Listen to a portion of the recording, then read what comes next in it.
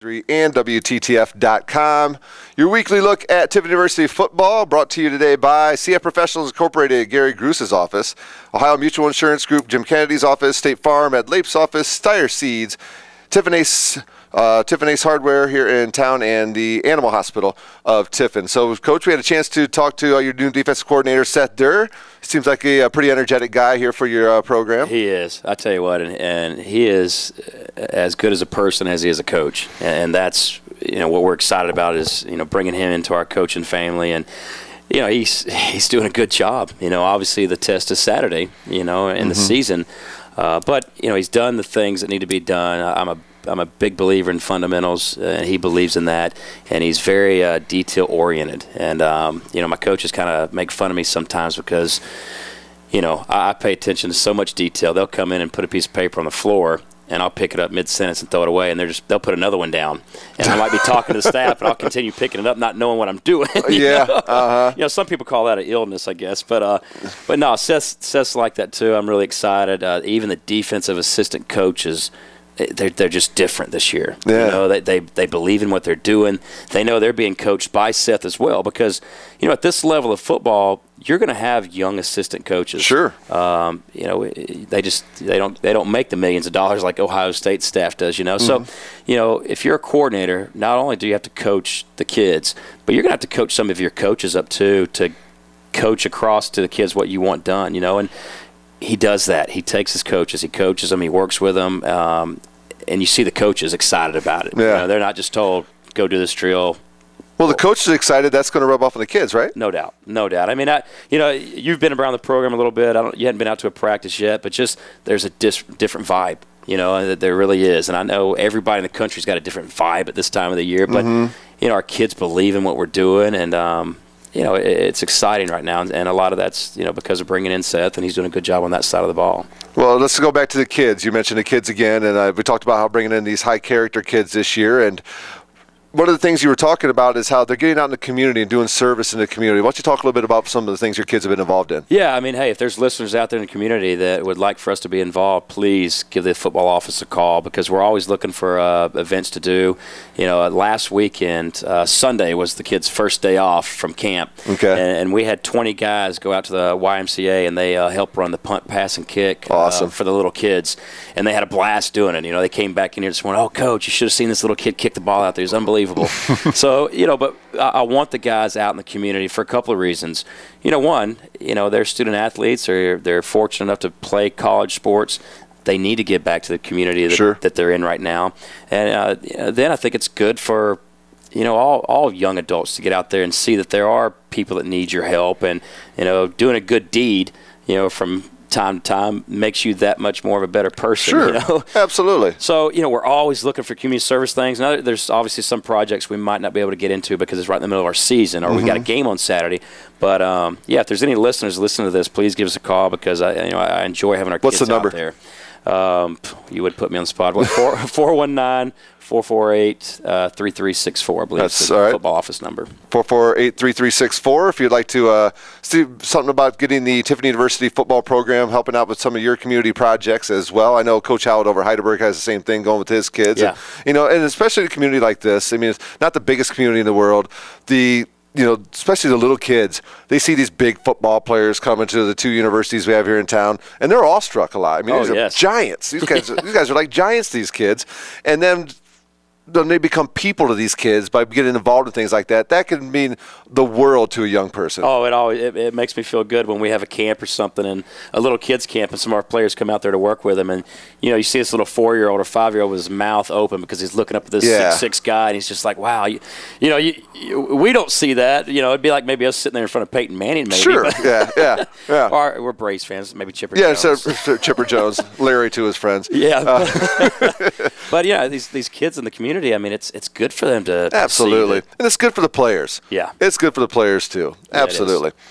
All right, let's see. If people want to find out more information on Tiffin University football, Tiffin University athletics, We mentioned the GoTiffinDragons.com website. The website for Tiffin University in general is tiffin.edu. How can folks find out? Can they follow you on Twitter? Can they find you guys in any other social media areas? Yeah, if they go to the website, GoTiffinDragons.com, and go to football, they'll see they can follow me on Twitter, or they can just, I think you can search that stuff on Twitter. It's just Goff_TU Dragons.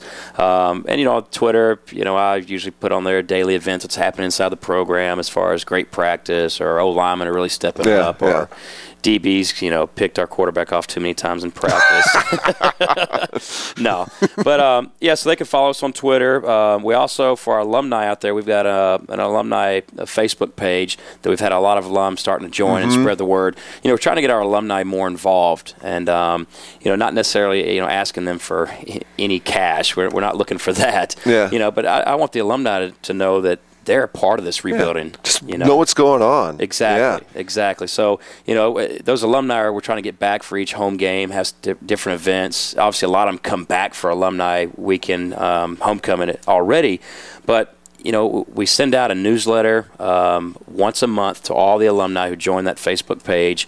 And the newsletter tells them what's going on inside the program, cliff notes from the previous week's game, maybe notes about this upcoming game, and so forth.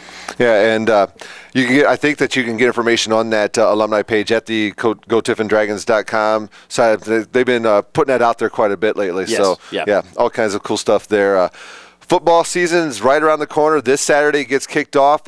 Next week we'll be back. Well, next Monday is Labor Day. We're going to do the program on next Monday, or sounds good. I'm fine with it. Me and you will be at work. That's for sure. Absolutely. Yeah. So make sure you join us every Monday at 6 p.m. Tell your friends and family that if they're not in the Tiffin area, they can listen by going to www.wttf.com,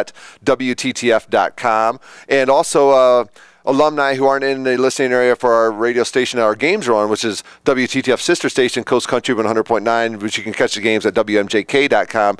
They can also follow on GoTiffinDragons.com. There's links to video. There's links to audio. So there's really nowhere around that you can't find Dragon Athletics, especially getting started this Saturday. Yeah, there's no excuse for not knowing what's going on. There's no excuse at all. No excuse at all. No excuse. So tell us here briefly, we only got a couple of minutes left as we work towards Saturday. What does the rest of game week entail as far as practice and meetings are concerned? Well, basically Monday we're finishing up the game plan, and Monday's kind of just a jog through, introducing the game plan to the guys, and then Tuesday, Wednesday, and Thursday are tough days. We're full pads, we're getting after it. And we're really going through the game plan, and pretty much on both sides of the football. If we don't like something in the game plan, we'll cut it out. And like Seth said, we're the same thing on offense. It's got to be. Can't be overcomplicated where your kids can't go out there and execute. And come game day, we want the guys, reacting, not sitting out there thinking about what they've got to do. So, really those 3 days are really tough days of practice. Friday, we kind of just have a walkthrough, kind of just touch base on maybe certain calls here and there, certain checks. And then, Saturday, it's game day. Saturday morning, we'll get up and have a pregame meal. I think at like 11 o'clock at the Heminger Center. Family, alumni, and friends are going to show up, and after our walkthroughs, they're going to have the band out there, kind of having a big tailgate party at the Heminger Center. Cool. I'll be there. Good. Well, to send us off, so we'll load the buses at the Heminger Center, and we'll charter on over to the stadium and be there for kickoff. Is it hard to game plan not only week one because the opponent, you don't have any game film from this year to watch, but then they have new coordinators as well? Is it difficult to put a game plan together? Yeah, is it more about what you're going to do as opposed to what they're going to do? Yes, it really is. I mean, if we go out there and execute, we'll be okay. Now we can adjust if they're doing something that we don't know or didn't expect. But it really is. It's about us going out there and executing and taking care of our job assignment. And if we do that, we'll be okay. It all boils down to stopping the run and protecting the football. Yep. Every time we talk, Coach, it always goes back to that blocking and tackling. If football doesn't have to be this complicated, really. I mean, if you've got the ball, you're fine. If somebody else has the football, you've got to get it. Yeah. Well, I have a 7-year-old son, and he walks around with a football, and I'll slap it out of his hand sometimes. I'm like, that should never happen. No matter where you're at, if that football's in your hand, it should never fall out. Nobody should be able to knock it out. High and tight. Absolutely right. Well, Coach Goff, our first show has been an absolute pleasure, my man. It was fantastic. Thank you so much for letting me be a part of it and hosting the program, and I cannot wait for Saturday, man. It's going to be awesome. Hey, thank you, Russ. I really appreciate it. I look forward to this season and working with you, and go Dragons. Gary Goff Show is brought to you by community-minded sponsors that include the Ohio Mutual Insurance Group, Jim Kennedy's office, Steyer Seeds, State Farm's office, Ed Lape, Tiffin Ace Hardware, the Animal Hospital, Tiffin, and CF Professionals Incorporated, Gary Gruse's office as well. So that's going to do it for our program today. You can catch us every Monday from 6 to 7 p.m. live on WTTF AM 1600, Cool FM 93.3, and WTTF.com. Catch this Saturday's game by going to Coast Country 100.9 or WMJK.com, or you can find out more information by going to GoTiffinDragons.com. That'll do it for today. For Coach Gary Goff, for Seth Durr, I'm Russ Snyder saying thank you so much for joining us tonight, and go Dragons.